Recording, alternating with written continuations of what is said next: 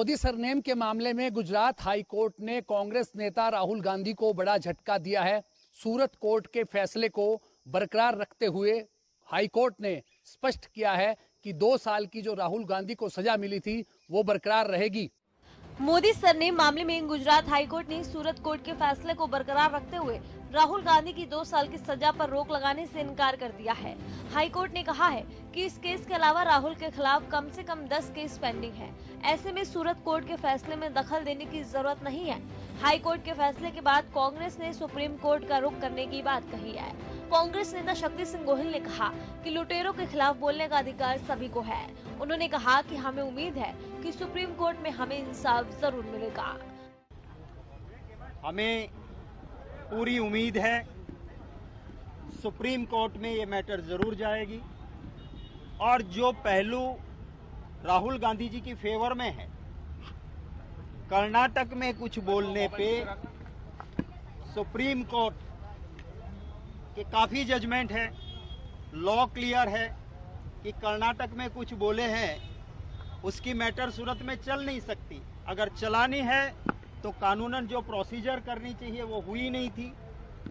राहुल गांधी जी ने किसी जाति के खिलाफ कोई बात नहीं की। अगर नीरव मोदी, ललित मोदी देश को लूट के गए और उन तथ्यों को जनता के सामने वो रखते हैं तो उनका अधिकार है। यूएन कन्वेंशन में भी ये कहा गया है कि नेता की ये जिम्मेवारी भी है कि देश में ऐसी चीज जनता तक पहुंचे। बता दें कि 23 मार्च 2023 को सूरत की सेशन कोर्ट ने राहुल गांधी को 2 साल की सजा सुनाई थी। हालांकि इस फैसले के 27 मिनट बाद उन्हें जमानत मिल गई थी। इसके अगले दिन यानी 24 मार्च को राहुल की सांसदी चली गई थी। ये मामला दरअसल 2019 का है, जब कर्नाटक में एक जनसभा में राहुल गांधी ने मोदी सरनेम को लेकर बयान दिया था। उन्होंने कहा था कि सभी चोरों का सरनेम मोदी के होता है। इसके बाद गुजरात के बीजेपी विधायक पुणेश मोदी ने राहुल गांधी के खिलाफ मानहानि का केस दर्ज कराया था।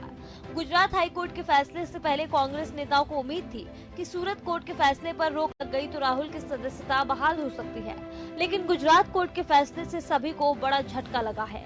बताया जा रहा है कि अब राहुल गुजरात हाईकोर्ट के फैसले के खिलाफ सुप्रीम कोर्ट में अपील करेंगे। अगर राहुल को इस केस में वहां राहत मिल जाती है तो उनकी सांसदी बहाल हो जाएगी और वो 2024 का लोकसभा चुनाव लड़ पाएंगे। अगर ऐसा नहीं होता है तो वो 8 साल तक चुनाव नहीं लड़ पाएंगे। ऐसे में विपक्षी एकता की कवायद में जुटी कांग्रेस को एक बड़ा नुकसान हो सकता है, क्योंकि प्रधानमंत्री नरेंद्र मोदी को टक्कर देने के लिए कांग्रेस के पास राहुल गांधी के अलावा कोई बड़ा चेहरा फिलहाल नहीं है। गुजरात हाईकोर्ट के आदेशों ने राहुल गांधी की लोकसभा सदस्यता बहाल होने की उम्मीदों पर पानी फेर दिया है। कांग्रेस नेताओं का कहना है कि वे अब सुप्रीम कोर्ट की शरण लेंगे। देखना यह होगा कि सुप्रीम कोर्ट कितनी राहत दे पाएगा। अभी तो यही लग रहा है कि 2024 और 2029 में राहुल गांधी क्या चुनाव लड़ पाएंगे या नहीं, यह सुप्रीम कोर्ट के अगले आदेशों पर ही निर्भर करेगा। गुजरात हाईकोर्ट से राहुल गांधी को बड़ा झटका लगा है। वहीं भारतीय जनता पार्टी ने इस फैसले का स्वागत किया है और राहुल गांधी पर एक बार फिर निशाना साधने का मौका भाजपा को मिल गया है। मोदी सरनेम और मानहानि मामले में राहुल गांधी को गुजरात हाईकोर्ट ने कोई राहत नहीं दी, जिसके बाद अब उनकी सजा बरकरार रहेगी। इससे जहां कांग्रेस को बड़ा झटका लगा तो वहीं बीजेपी ने कोर्ट के फैसले का स्वागत किया और राहुल गांधी पर जमकर निशाना साधा। राहुल गांधी को सजा दिलाने वाले बीजेपी विधायक पुणेश मोदी ने राहुल गांधी को नसीहत दी है। बाद में आज का जो फैसला दिया गया है तो उस फैसले को हम नामदार हाईकोर्ट के फैसले को स्वीकार करते हैं और जो भी कानूनी मुद्दे उसमें उठाए गए उसमें हमारे जो एडवोकेट है टोलिया साहब वो आपको बताए, तो वो तो उनका बाबत है। लेकिन कोर्ट ने माना है कि उनका इतिहास रहा इस तरीके के बयान देने का, तो उनको अभी सोचना चाहिए कि कैसे इतिहास न रचे। हिंदुस्तान में सद्भावना से पेश आए, उनको सोचना है। तो वहीं बीजेपी मुख्यालय से प्रेस कॉन्फ्रेंस की गई। पूर्व केंद्रीय मंत्री और बीजेपी के वरिष्ठ नेता रविशंकर प्रसाद ने राहुल गांधी पर जमकर हमला बोला। रविशंकर प्रसाद ने राहुल गांधी को मानहानि का आदतन अपराधी बताया। तो ये भी जानना बहुत जरूरी है कि उनका अहंकार, उनका लोगों की बेइज्जती करने की उनकी फितरत, लोगों को अपमानित करने की उनकी चाहत, और मैं कानून से ऊपर हूं क्योंकि मैं गांधी परिवार का, ये अहंकार, ये समस्या का कारण है। तो मिस्टर राहुल गांधी, कानून ने अपना काम किया आपके बारे में। मिस्टर राहुल गांधी, कानून has caught up with you. वहीं इस मामले में कांग्रेस भी भारतीय जनता पार्टी पर पलटवार कर रही है। कांग्रेस नेताओं का कहना है कि अब वे सुप्रीम कोर्ट का रुख करेंगे। देखना यह है कि पार्टी नेता कब तक सुप्रीम कोर्ट पहुंचते हैं और क्या उन्हें सुप्रीम कोर्ट से राहत मिल पाती है। जेजेपी के दिग्गज नेताओं और बीजेपी के वरिष्ठ नेता चौधरी वीरेंद्र सिंह के बीच जुबानी जंग तेज होती जा रही है। अब जेजेपी के राष्ट्रीय अध्यक्ष अजय चौटाला की अगर बात करें तो उन्होंने चौधरी वीरेंद्र सिंह को नसीहत दी है कि पहले वो अपनी हैसियत को मापे, उसके बाद किसी के बारे में कुछ बोलें। जननायक जनता पार्टी के राष्ट्रीय अध्यक्ष अजय चौटाला ने बीजेपी के वरिष्ठ नेता बीरेंद्र सिंह द्वारा गठबंधन को लेकर की जा रही बयानबाजी पर जवाब दिया है।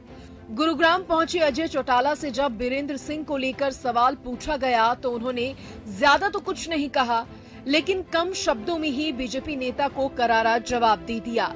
यही नहीं, अजय चौटाला ने तो बीरेंद्र सिंह को अपनी हैसियत आंकने की नसीहत तक दे डाली। चौधरी वीरेंद्र सिंह जी हैं क्या, वो उनकी हैसियत क्या है, वो अपने आप आंक लें उस बात को। वहीं अजय चौटाला इस दौरान कांग्रेस पर भी हावी दिखे। गुटबाजी से घिरी हरियाणा कांग्रेस पर कटाक्ष करते हुए अजय चौटाला ने कहा कि कांग्रेस की जूतियों में भी अभी कई कीले हैं। कांग्रेस के अंदर इतनी कलह है कि दिल्ली के सबसे नजदीक होने के बावजूद भी वे पिछले 10 साल में अपना संगठन तक खड़ा नहीं कर पाए। कांग्रेस की तो रोजाना जूतियों में खीर बटती है। जो पार्टी आज तक 10 साल में दिल्ली के सबसे नजदीक होते हुए अपना संगठन नहीं खड़ा कर पाई, जिसके नेता रोजाना आपस में देखते हैं आप किस तरीके से झगड़ रहे हैं, पूरे देश में वो क्या राज बनाने की सोच रखते हैं। जिस तरह से 2024 नजदीक आता जा रहा है, कार्यकर्ता जेजेपी पार्टी को छोड़कर जा रहे हैं, शुरुआत उनकी पार्टी की पतन भी वहीं हुई। पार्टी के कार्यकर्ता छोड़कर जा रहे हैं, साथ ही साथ ये भी बयान कर रहे हैं कि जहाँ से पार्टी ये तो जब चुनाव आता है, छोड़ने आने का सिलसिला तो कुछ लोग छोड़ के गए हैं तो कुछ आए भी हैं।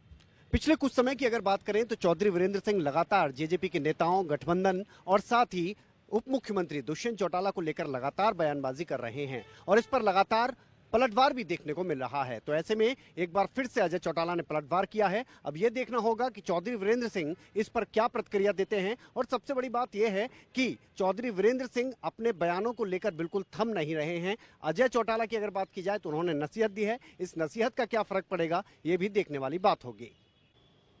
पहलवान यौन शोषण मामले में कोर्ट में हाजिर होने के लिए बृजभूषण शरण सिंह को समन जारी किया गया है।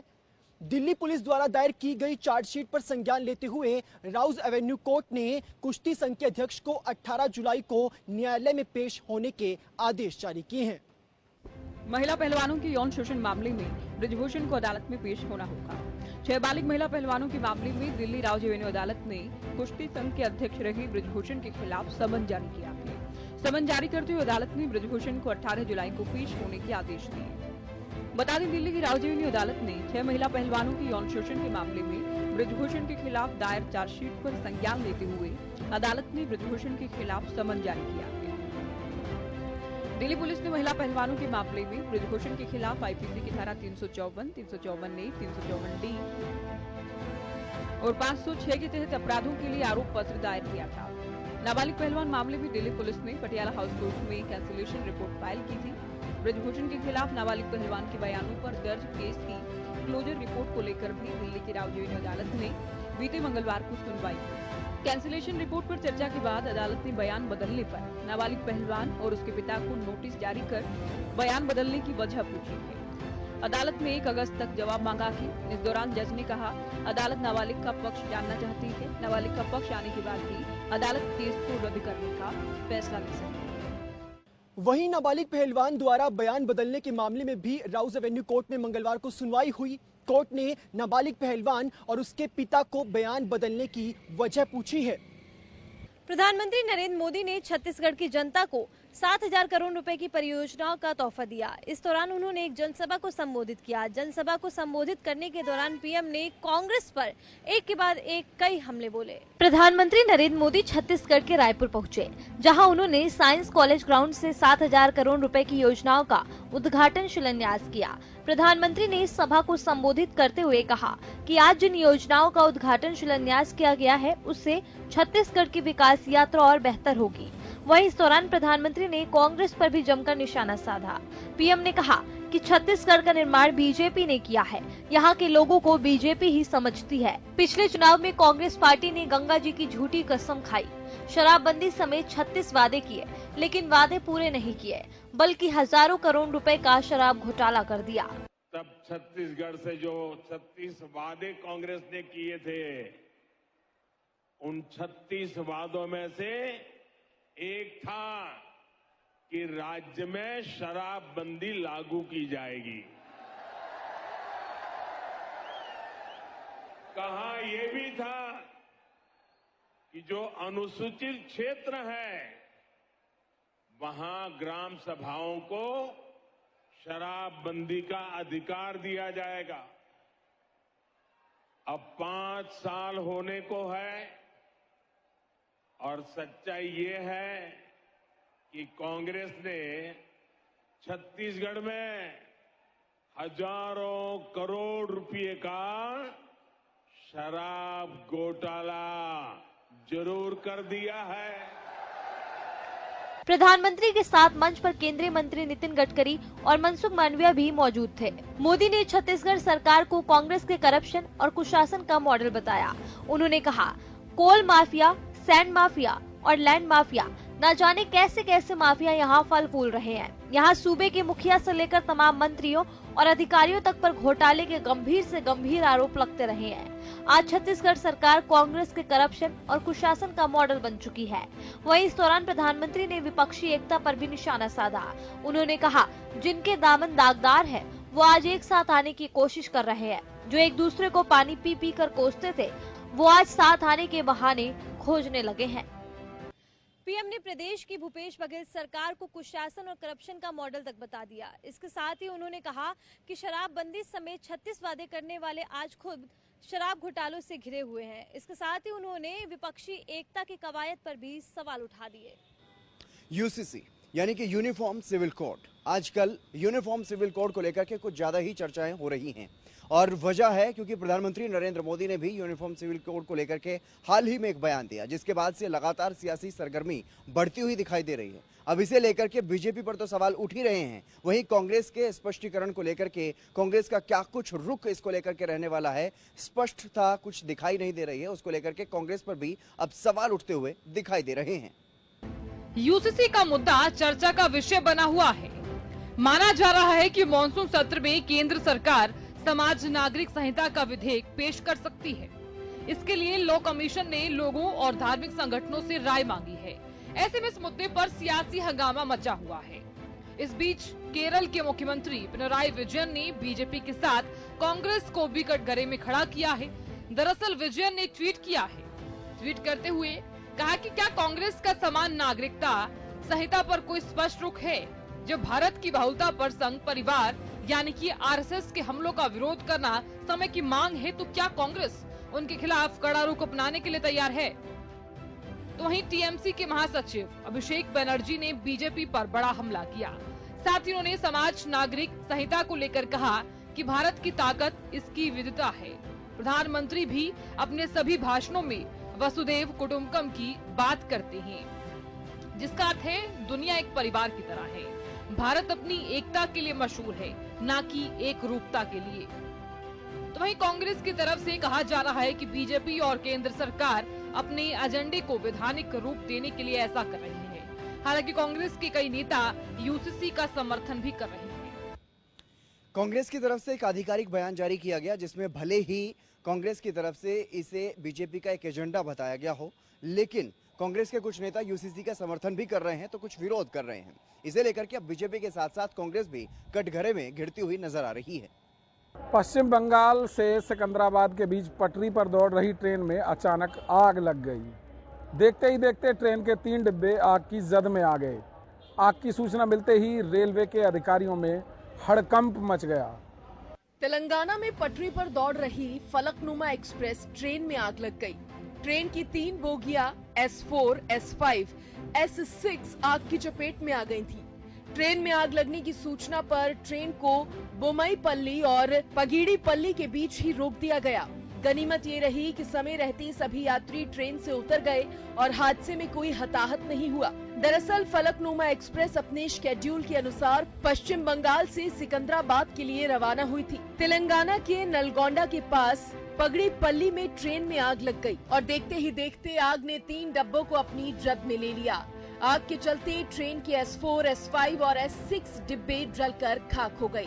घटना की सूचना मिलते ही रेलवे विभाग के अधिकारियों ने सभी यात्रियों को दूसरी ट्रेन के जरिए उनकी मंजिल के लिए रवाना किया।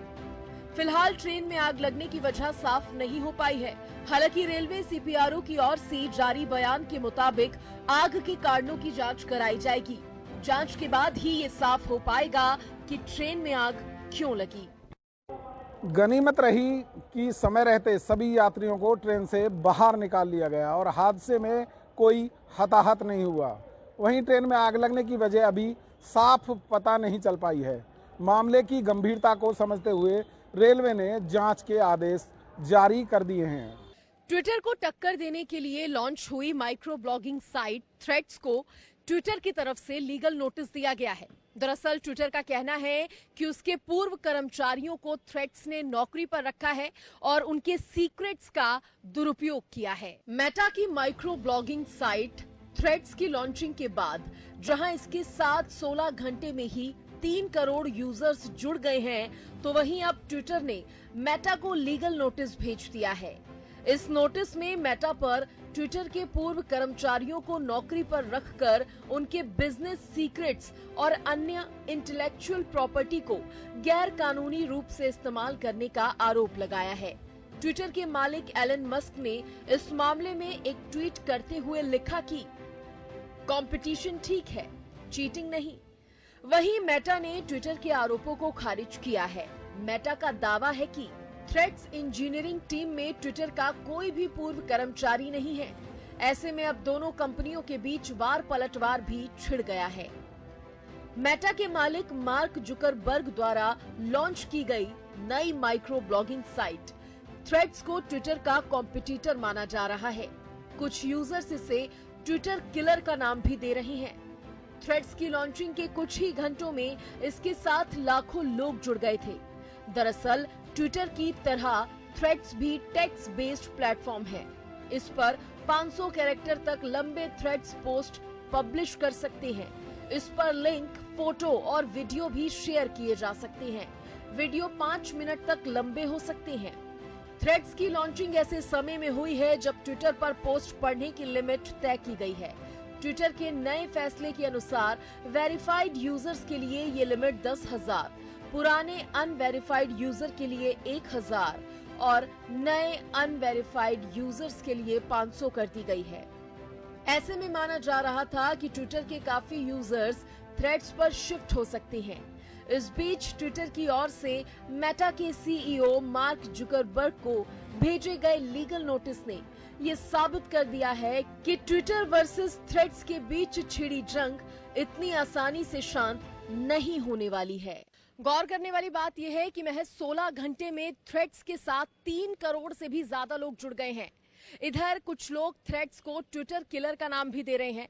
बात करें ट्विटर की तो उसने भी साफ कर दिया है कि वो इतनी आसानी से थ्रेड को अपना साम्राज्य नहीं उजाड़ने देगी। दुनिया का सबसे ताकतवर देश अमेरिका आज अपने केमिकल हथियारों को नष्ट कर देगा। बता दें कि अमेरिका ने 70 सालों तक इसका जखीरा स्टोर किया था, लेकिन अब केमिकल हथियारों को नष्ट करने की प्रक्रिया आज पूरी हो जाएगी। दुनिया का सबसे ताकतवर देश अमेरिका अपने केमिकल हथियारों को नष्ट कर देगा। अमेरिका ने 70 केमिकल हथियारों का जखीरा अमेरिका द्वारा स्टोर किया था, जिन्हें नष्ट करने का प्रोसेस पूरा हो जाएगा। रिपोर्ट के मुताबिक अमेरिका इन हथियारों को खत्म करने में कई दशकों से समय में काम कर रहा है। शुक्रवार को अमेरिका के केमिकल हथियार जड़ से खत्म हो जाएंगे। कई दशकों के बाद इन हथियारों को पूरी तरह से नष्ट किए जाने का प्रोसेस पूरा हो चुका है। शुक्रवार को आखिरी केमिकल हथियार नष्ट किए जाएंगे। हालांकि इन्हें अब तक नष्ट करने में करीब 3 लाख करोड़ रुपए का खर्च आया है। बता दें कि सरकार द्वारा तय किए गए बजट से 2900% ज्यादा है। बता दें कि पिछले माह अमेरिका के राष्ट्रपति जो बाइडेन ने घोषणा की थी कि वह दिसंबर तक अपने सभी केमिकल हथियारों को नष्ट कर देंगे, मगर इससे पहले ही उन्हें नष्ट करने का ये काम पूरा हो चुका है।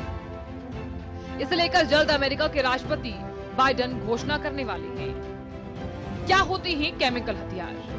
Organisation for the prohibition of chemical weapons यानी कि OPCW के मुताबिक केमिकल हथियार ऐसे हथियार होते हैं जिनमें जहरीले केमिकल का इस्तेमाल जानबूझकर लोगों को मारने या नुकसान पहुंचाने के लिए होता है। ऐसे सैन्य उपकरण जो खतरनाक केमिकल को हथियार बना सकते हैं, उन्हें भी केमिकल हथियार या रासायनिक हथियार माना जा सकता है। केमिकल हथियार इतने घातक होते हैं कि ये पल भर में हजारों लोगों को मौत की नींद सुला सकते हैं। साथ ही उन्हें अलग अलग बीमारियों के प्रभाव से तिल कर मरने को मजबूर कर सकते हैं। केमिकल हथियार बायोलॉजिकल हथियार से अलग होते हैं। बायोलॉजिकल हथियार में बैक्टीरिया और वायरस के जरिए लोगों को मारा या बीमार किया जाता है। केमिकल हथियार सामूहिक विनाश के हथियारों की कैटेगरी में आते हैं। हालांकि रिपोर्ट में दावा किया गया है कि अमेरिकी सेना द्वारा केमिकल हथियार को नष्ट करने से पहले उन्हें समुद्र में फेंकने की तैयारी थी। हालांकि लोगों द्वारा विरोध किया गया तो ऐसा नहीं किया गया, जिसके बाद इन केमिकल हथियारों को जलाए जाने का प्रावधान रखा गया, मगर उस पर भी मंजूरी नहीं मिली, जिसके बाद रोबोटिक तरीके से इन्हें नष्ट किया जाने लगा है। वहीं अमेरिका सेना द्वारा इन केमिकल हथियारों को नष्ट करने के लिए समुद्र में फेंके जाने की तैयारी थी, लेकिन लोगों ने इसका जमकर विरोध किया और अब रोबोटिक तरीके से इसे नष्ट किया जाने लगा।